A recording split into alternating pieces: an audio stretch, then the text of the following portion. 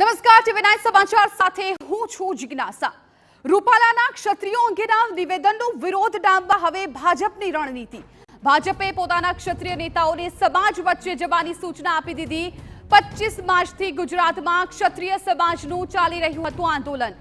ગોંડલ ભાજપના સંમેલન બાદ આંદોલનને વધુ જોર પકડ્યું।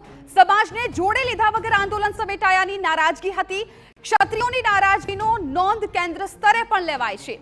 આંદોલનના સમાધાનમાં ભાજપના ક્ષત્રિય આગેવાનો નિષ્ક્રિય હોવાનો રિપોર્ટ ઉપર સુધી પહોંચ્યો છે। પક્ષ તરફથી મધ્યસ્થીની સૂચના ન હોવાનો ક્ષત્રિય આગેવાનોનો હાઈકમાન્ડને જવાબ।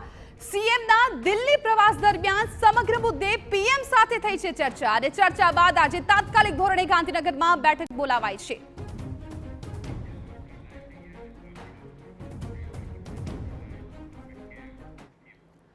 અમારા સંવાદદાતા કિંજલ મિશ્રા મામલે વધુ જાણકારી આપી રહ્યા છે। કિંજલ, એક તરફ સીઆર પાટીલ હવે હાથ જોડીને માફી માંગી રહ્યા છે કે મોટું મન રાખીને ક્ષત્રિય સમાજ છે એ માફ કરી દે, તો બીજી તરફ ક્ષત્રિય સમાજની પણ એક કહેવત છે કે વાવ ફરે વાદળ ફરે, ફરે નદીના પૂર, પણ બોલ્યા ક્ષત્રિય ના ફરે, ભલે સૂરજ ઉગે પશ્ચિમ। તો આ વચ્ચે શું તમને લાગે છે કે કોઈ મધ્યસ્થી આમાં નિરાકરણ આવી શકે? કેમ કે હવે માફી તો માંગી લીધી છે, પરંતુ હવે જે રીતે હમણાં થોડી વાર પછી ક્ષત્રિય સમાજની બેઠક પણ મળવાની છે, તમને શું લાગે છે કે વચ્ચેનું કોઈ સમાધાન આવી શકે આમાં, કે કોઈ એકને તો ઝૂકવું જ પડશે?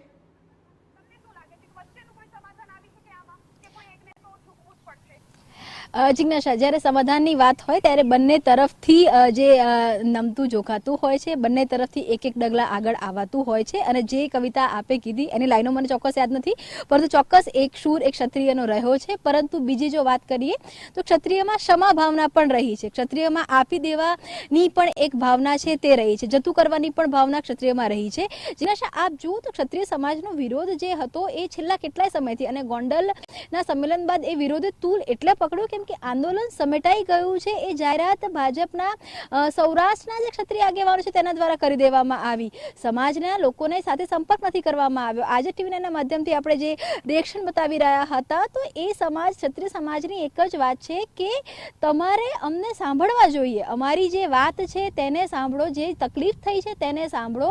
આપ વન વે તમારી સાઈડથી ડિસિઝન છે તે ન આપી શકો, નિર્ણય ન આપી શકો। ચોક્કસ અત્યારે ચૂંટણીનો સમય છે જિજ્ઞાસા, અગર આપણે એમ પણ માનીએ કે ગુજરાતની અંદર ચોક્કસ ક્ષત્રિય જે સમાજ છે તે એ પ્રકારનો નથી, ક્ષત્રિય સમાજની તેમની સંખ્યા કે જે કોઈ પણ બેઠકને, ખાસ કરીને લોકસભા બેઠકને જીત કે હારમાં પરિવર્તિત કરી શકે। પરંતુ જો વાત કરવામાં આવે રાજસ્થાનની, વાત કરવામાં આવે મધ્યપ્રદેશની, વાત કરવામાં આવે મહારાષ્ટ્રની, વાત કરવામાં આવે ઉત્તર પ્રદેશની, બિહારની, તો ત્યાં ક્ષત્રિય સમાજ નિર્ણાયક ભૂમિકામાં છે।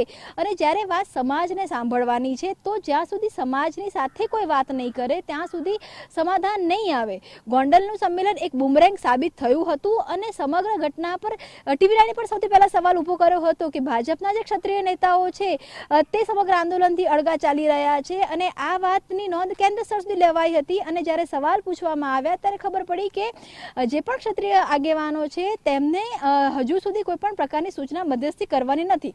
જિજ્ઞાસા, એ વાત પણ સમજવી ખૂબ જ જરૂરી છે કે કોઈ પણ પક્ષ હોય, જ્યાં સુધી પ્રદેશ નેતૃત્વ હોય, કેન્દ્ર નેતૃત્વ હોય, અથવા તો જે ઓથોરિટી હોય તેના દ્વારા જ્યાં સુધી કોઈ પણ પ્રકારનો નિર્ણય લેવામાં ના આવે, કોઈ પણ પ્રકારનો આદેશ કરવામાં ના આવે, ત્યાં સુધી કોઈ પણ નેતા છે તે સામે નથી જતા।